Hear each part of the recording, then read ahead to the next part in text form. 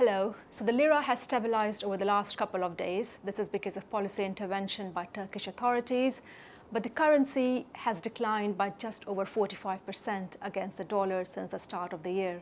This is sharper than the decline in any of the 15 emerging market currencies we've analyzed since the global financial crisis. And yes, the decline in lira is more than the fall in the Argentinian peso.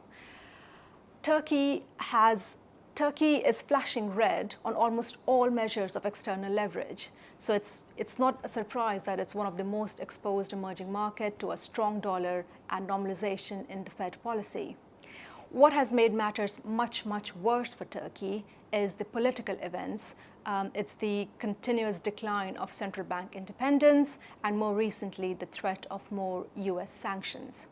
Our emerging markets team has been calling for a hard landing in the Turkish economy for quite some time now, but now they think a crash landing is increasingly likely. So what does the Turkish crisis mean for Europe and in particular European lenders? Surely there are trade linkages as well between Turkey and Europe.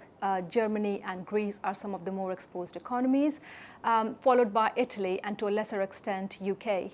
But it is the financial channel that is a lot more significant for Europe. According to the BIS, on a consolidated basis, European lenders have $167 billion of claims on Turkey.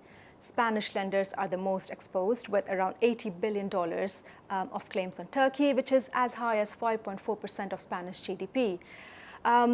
That's followed by Italian lenders and French lenders, although the exposure is a lot less than the Spanish counterparts. The lending, however, is quite concentrated in the sense that BBVA accounts for the big portion of lending in Spain. Outside of Spain, it's banks such as UniCredit, BNP Paribas, ING, and HSBC that have decently large exposure to Turkish assets. By way of context, European lenders have lent to Turkey as much as they have to Portugal. This is still a considerable amount, but it is much less than, for instance, the lending to Italy, which is 4 times as large. Also, a lot of this exposure, especially through BBVA, comes through subsidiaries. For instance, BBVA has 50% stake in Granti, which implies that the repercussions on the parent company from the Turkish crisis is relatively muted. While risks appear limited at this point in time, there are 2 significant channels through which contagion can magnify the repercussions on the European banking sector. For instance, what if BBVA is forced to shed Turkish assets because of deterioration in its asset quality? What that means is the pressure on Turkish corporates will intensify and there could be repercussions on other foreign lenders. And this is not a difficult situation to imagine because BBVA's Tier 1 common equity ratio is 11.1%, which is less than the average of its peers in the Stocks Banks Index.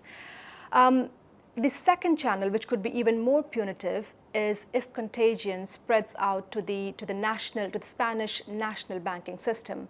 And that's when the impact starts to magnify because of the direct and indirect linkages among European banks. For instance, there are significant exposures to Spanish assets in Dutch banks. There are significant exposures to French assets in Dutch banks, and there are a lot of exposures to Dutch assets for Portuguese banks. So it's a really complicated web of interconnectedness, which sort of increases the downside risks for European lenders. Our emerging markets team thinks that it's highly unlikely that President Erdogan will submit to the constraints of an IMF program. So in an extreme case, the end game could be an emergency assistance from the EU. It is also likely that some of the larger European lenders with big exposures to Turkey might seek some sort of emergency assistance from the ECB. So while European lenders clearly are highly exposed to Turkey through financial channels, the risks do not appear systemic, at least not at this point in time.